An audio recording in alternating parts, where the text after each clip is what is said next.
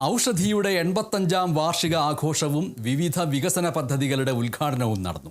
തൃശൂരിലെ ഔഷധി ക്യാമ്പസിൽ നടന്ന പരിപാടിയുടെ ഉദ്ഘാടനം റവന്യൂ മന്ത്രി കെ രാജൻ നിർവഹിച്ചു. ഔഷധിയുടെ 11 പുതിയ ആയുർവേദ ഔഷധങ്ങൾ ചടങ്ങിൽ പുറത്തിറക്കി. ഔഷധിയുടെ 85-ാം വാർഷികത്തിന്റെ ഭാഗമായി വിപുലമായ പരിപാടികളാണ് സംഘടിപ്പിച്ചത്. പരിപാടികളുടെ ഉദ്ഘാടനം റവന്യൂ മന്ത്രി കെ രാജൻ നിർവഹിച്ചു.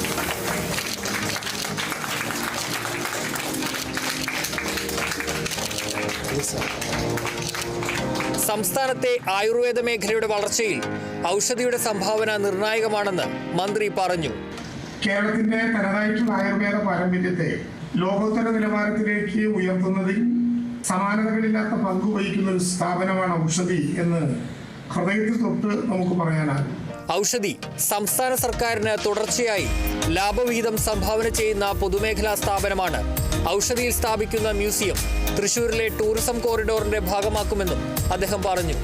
ഔഷധി വിപണിയിൽ അവതരിപ്പിക്കുന്ന 11 പുതിയ ആയുർവേദ ഔഷധങ്ങൾ ചടങ്ങിൽ പുറത്തിറക്കി.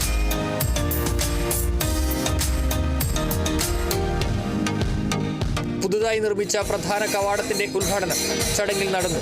450ഓളം ഔഷധ സസ്യങ്ങൾ ലഭ്യമാകുന്ന ഔഷധ സസ്യ നഴ്സറി, കണ്ണിനും ചെവിക്കും ഉപയോഗിക്കുന്ന തുള്ളിമരുന്നുകൾ നിർമ്മിക്കുന്നതിനായി സ്ഥാപിച്ച അർക്ക പ്ലാന്റ് എന്നിവയുടെ ഉദ്ഘാടനവും നടന്നു.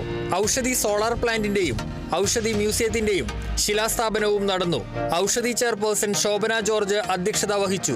Aushadhi managing director doctor T K ഹരിക്ക്, ഡയറക്ടർ ബോർഡ് അംഗങ്ങളായ K F Davis, Kuriakose Plapparambil, division councillor Sreeharish Mohan, financial controller PM Lathakumari എന്നിവർ സംസാരിച്ചു.